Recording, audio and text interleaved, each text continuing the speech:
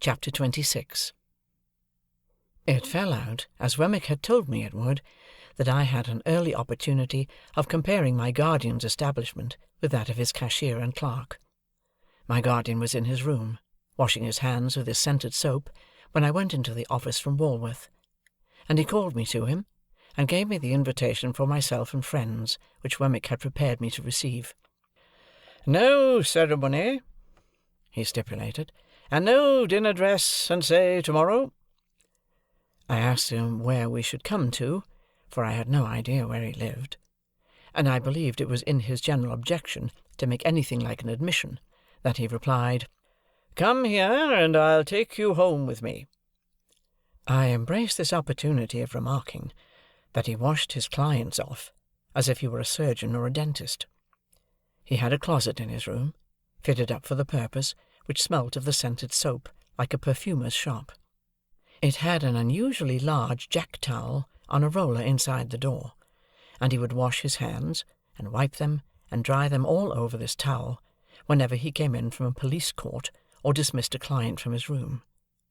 When I and my friends repaired to him at 6 o'clock next day, he seemed to have been engaged on a case of darker complexion than usual, for we found him, with his head butted into this closet, not only washing his hands, but laving his face, and gargling his throat. And even when he had done all that, and had gone all round the jack-towel, he took out his penknife and scraped the case out of his nails before he put his coat on. There were some people slinking about as usual when we passed out into the street, who were evidently anxious to speak with him, but there was something so conclusive in the halo of scented soap which encircled his presence, that they gave it up for that day. As we walked along westward, he was recognized ever and again by some face in the crowd of the streets, and whenever that happened, he talked louder to me, but he never otherwise recognized anybody, or took notice that anybody recognized him. He conducted us to Gerrard Street, Soho, to a house on the south side of that street.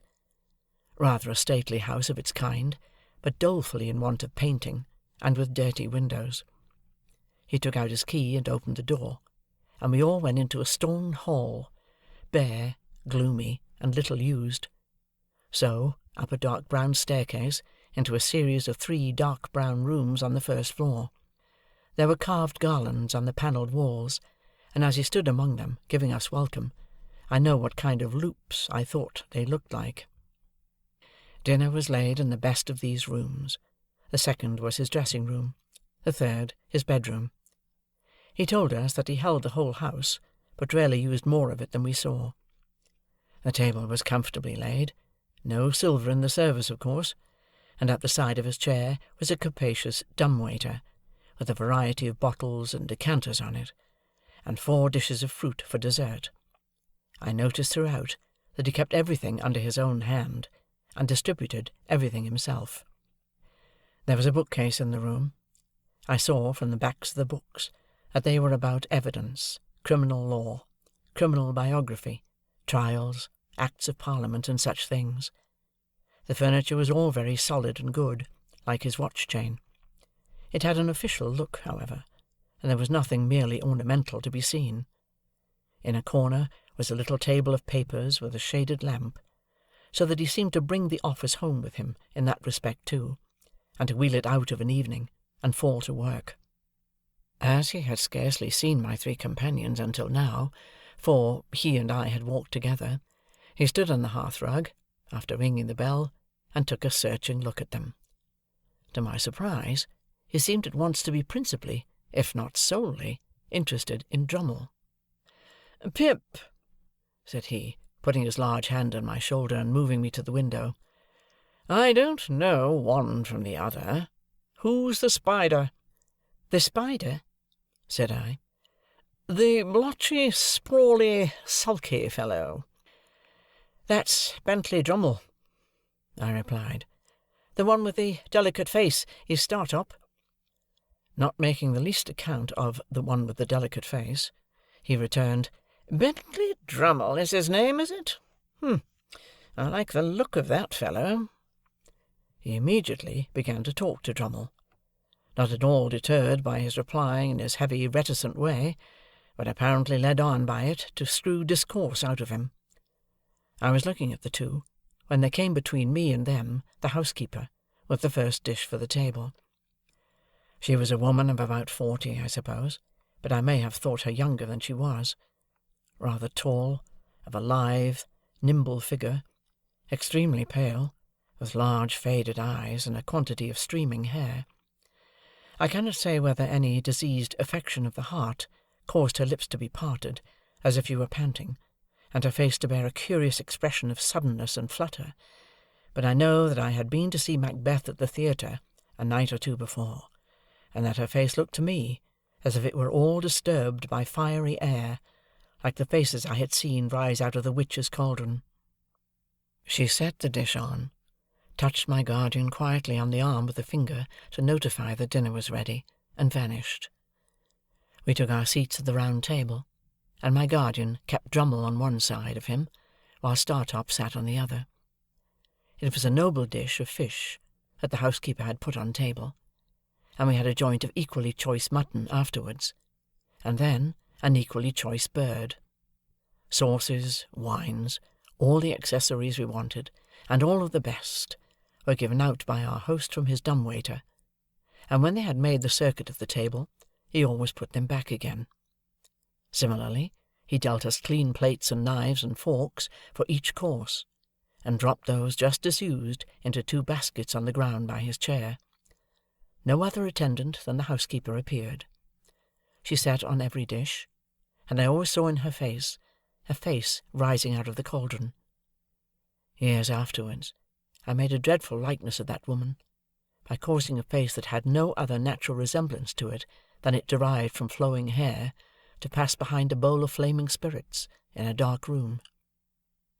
Induced to take particular notice of the housekeeper, both by her own striking appearance and by Wemmick's preparation, I observed that whenever she was in the room, she kept her eyes attentively on my guardian, and that she would remove her hands from any dish she put before him, hesitatingly, as if she dreaded his calling her back, and wanted him to speak when she was nigh, if he had anything to say.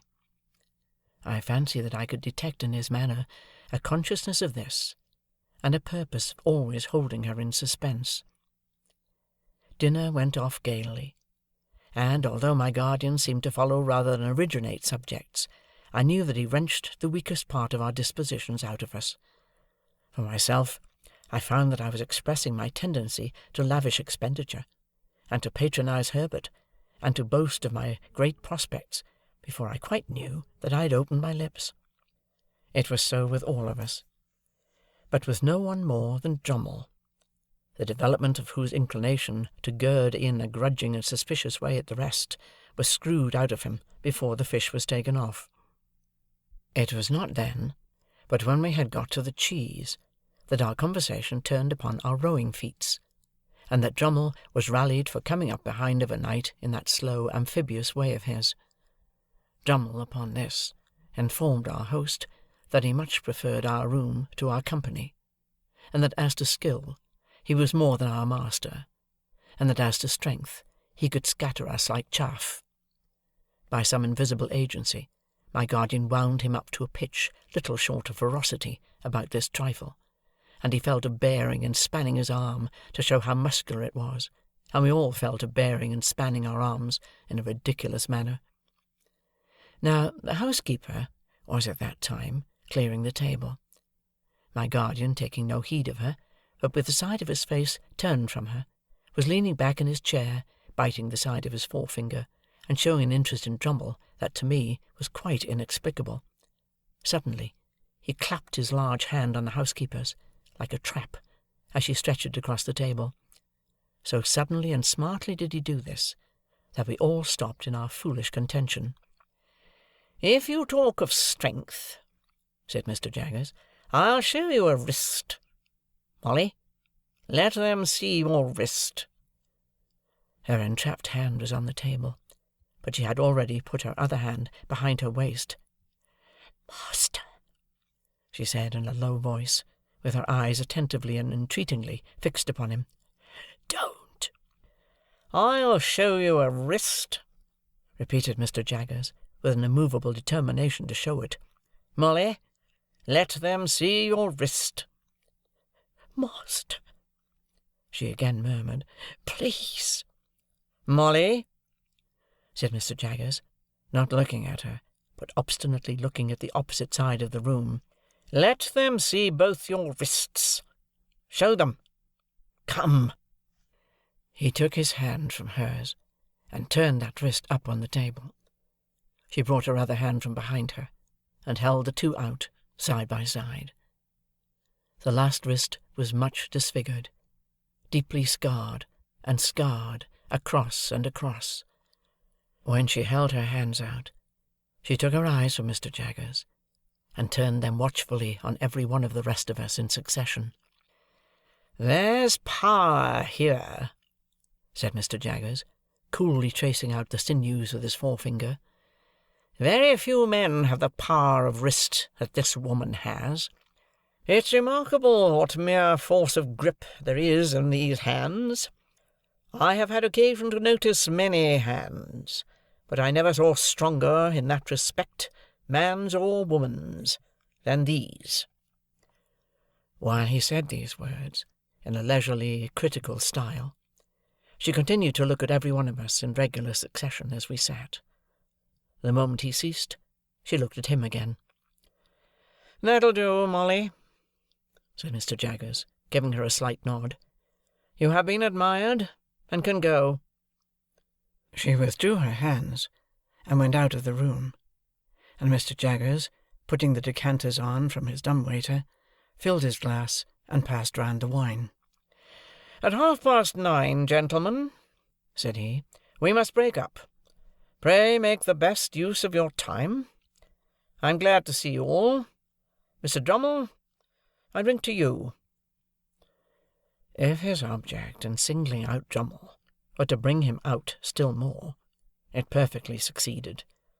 In a sulky triumph, Drummle showed his morose depreciation of the rest of us, in a more and more offensive degree, until he became downright intolerable. Through all his stages, Mr. Jaggers followed him with the same strange interest. He actually seemed to serve as a zest to Mr. Jaggers' wine. In our boyish want of discretion, I dare say we took too much to drink, and I know we talked too much. We became particularly hot upon some boorish sneer of Drummle's, to the effect that we were too free with our money.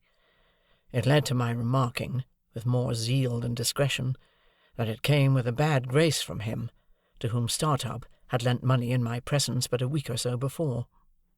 "Well," retorted Drummle, "he'll be paid." "I don't mean to imply that he won't," said I, "but it might make you hold your tongue about us and our money, I should think." "You should think," retorted Drummle. "Oh, Lord!" "I dare say," I went on, meaning to be very severe, "that you wouldn't lend money to any of us if we wanted it." "You are right," said Drummle. "I wouldn't lend one of you a sixpence. I wouldn't lend anybody a sixpence. Rather mean to borrow under those circumstances, I should say." "You should say," repeated Drummle. "Oh, Lord!"